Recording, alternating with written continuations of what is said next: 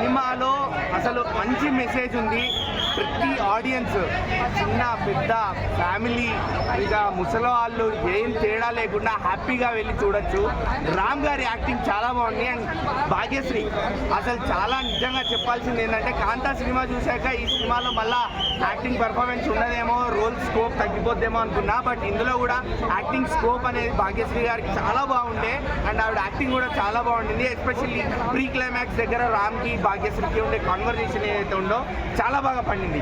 Dialogues అన్న పాటలు అయితే అసలు చూస్తూ ఉండిపోతాం. పాటలు నాకు ముందు నుంచి కూడా చినిగుండెల సాంగ్ చాలా నచ్చింది. దాని తాలూకు స్క్రీన్ ప్లే కూడా చాలా బ్యూటిఫుల్గా ఉంది. మొత్తానికి ఓవరాల్గా చాలా బ్యూటిఫుల్గా తీసే సినిమా, ఎక్కడ తగ్గలేదు. రామ్ గారి కంబ్యాక్ అనుకోవచ్చా? సారీ, రామ్ గారికి కంబ్యాక్ అంటే స్కంద లాంటి మూవీ చూసాకైతే ఖచ్చితంగా కంబ్యాక్ అనే చెప్పాలి.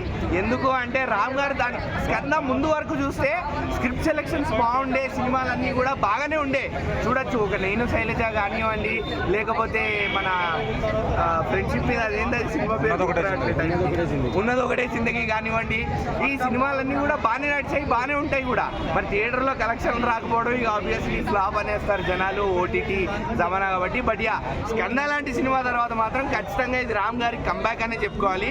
ఆయన యాక్టింగ్, ఆయన డాన్స్, ఆయన యాక్షన్ సీక్వెన్సెస్ అన్నీ చూడగలుగుతారు. ఎస్పెషల్లీ రామ్ ఫ్యాన్స్ కూడా ఇంకా బాగా నచ్చుతుంది. ఉపేంద్ర రామ్ కాంబో ఎలా ఉంది? ఉపేంద్ర గారి గురించి చెప్పాలన్నా అసలు ఆంధ్ర కింగ్ తాలూకా అంటే ఇక్కడ మనకి ఆల్రెడీ రాష్ట్రాలు రెండుగా విడిపోయాయి. తెలంగాణ ఆంధ్ర అయిపోయింది. ఇప్పుడు టైటిల్ ఆంధ్ర కింగ్ పెట్టారు.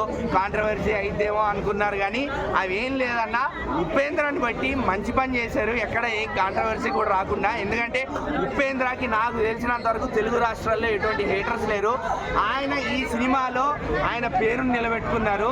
అంటే ఆ స్టార్డమ్, ఆ హీరోకి ఒక ఫ్యాన్గా ఉండాలి అంటే అక్కడ ఉపేంద్ర ఉండడం ఎంత బాగుందో సినిమా చూసిన వాళ్ళకి ఖచ్చితంగా ఓవరాల్గా నేను 3 ఇస్తానన్న రేటింగ్ అయితే మాత్రం. ఎందుకంటే కొంచెం ఇల్లాజికల్ సీన్స్ ఉన్నాయి. క్లైమాక్స్ కొంచెం ఇంకొంచెం ప్రాపర్గా ప్లాన్ చేసి ఉంటే జనాలకి గుండెల్లోకి ఇంకా గుచ్చుకునేది. But ya, fine. సినిమా అన్నప్పుడు ఫ్లాస్ అన్నిటికీ ఉంటాయి. సో ఓవరాల్గా నేనైతే 3 ఇస్తా.